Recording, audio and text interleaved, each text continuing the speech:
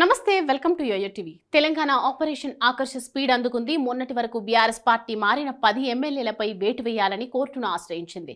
దీంతో చేరికలకు కాస్త బ్రేక్ ఇచ్చారు గులాబీ పార్టీలో ఉన్న ఎమ్మెల్యేలు. కానీ తెర వెనుక మాత్రం పార్టీ మార్పుపై కాంగ్రెస్ మంత్రులను రాయబారం నడుపుతున్నారు. అయితే తాజాగా కాంగ్రెస్ లో చేరబోయే 11వ ఎమ్మెల్యే అనిల్ జాదవ్ అంటూ ప్రచారం ఊపందుకుంది.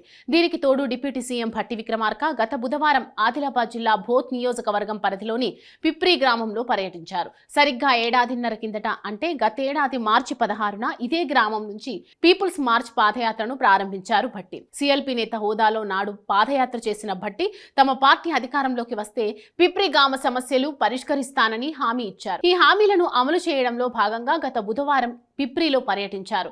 అయితే ఈ సభలో కాంగ్రెస్ నేతలతో పోటీ పడుతూ మరి బీఆర్ఎస్ ఎమ్మెల్యే అనిల్ జాదవ్ ప్రభుత్వ పెద్దలను ప్రసన్నం చేసుకునేలా మాట్లాడిన తీరు అందరినీ ఆశ్చర్యానికి గురిచేసింది. ఇదే ఇప్పుడు అనేక ఊహాగానాలకు తెరలేపింది. ప్రభుత్వం ఆధ్వర్యంలో జరిగిన డిప్యూటీ సీఎం భట్టి సభకు ఆదిలాబాద్ జిల్లాలోని 4 ఎమ్మెల్యేలకు ఆహ్వానం పంపారు. వీరిలో 2 బీఆర్ఎస్, 1 బీజేపీ ఎమ్మెల్యే ఉండగా మిగిలిన ఎమ్మెల్యే కాంగ్రెస్ కు చెందినవారు. అయితే BJP MLA Payal Shankar helipad వద్దే భట్టిని కలిసి వెళ్లిపోయారు.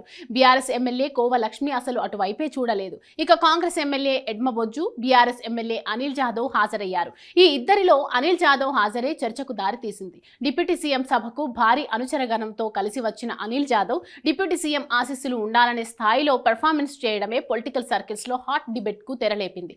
డిప్యూటీ సీఎం భట్టి సభలో both BRS MLA Anil Jadhav speech చూసి అంతా ఆశ్చర్యపోయారు. విపక్షానికి చెందిన ఎమ్మెల్యే డిప్యూటీ సీఎం భట్టిని తెగ పొగిడేయడం వెనుక రీజన్ ఏంటి అనేది తెలుసుకోలేక స్థానిక బీఆర్ఎస్ నేతలతో పాటు కాంగ్రెస్ నేతలు జుట్టు పీక్కుంటున్నారు. కాంగ్రెస్ నేతలు సైతం ఆశ్చర్యపోయేలా అనిల్ జాదవ్ పొగడతలున్నాయంటున్నారు. తాను బీఆర్ఎస్ ఎమ్మెల్యే అని కాసేపు మరిచిపోయిన అనిల్ జాదవ్ తనలో ఇంకా కాంగ్రెస్ రక్తమే ప్రవహిస్తోందని సంకేతాలిచ్చారా అనే చర్చ జరుగుతోంది. ఒకానొక దశలో మన ప్రభుత్వం అంటూ అనిల్ చేసిన వ్యాఖ్యలు చర్చకు దారితీశాయి. వాస్తవానికి ఎమ్మెల్యే అనిల్ జాదవ్ కు కాంగ్రెస్ పార్టీతో పాటు ఆ పార్టీలోని కొందరు నేతలతో విడదీయరాని అనుబంధం ఉంది. 2004లో తెలంగాణ ఉద్యమ సమయంలో టీఆర్ఎస్ పార్టీ జిల్లా ప్రధాన కార్యదర్శిగా అనిల్ జాదవ్ పనిచేశారు.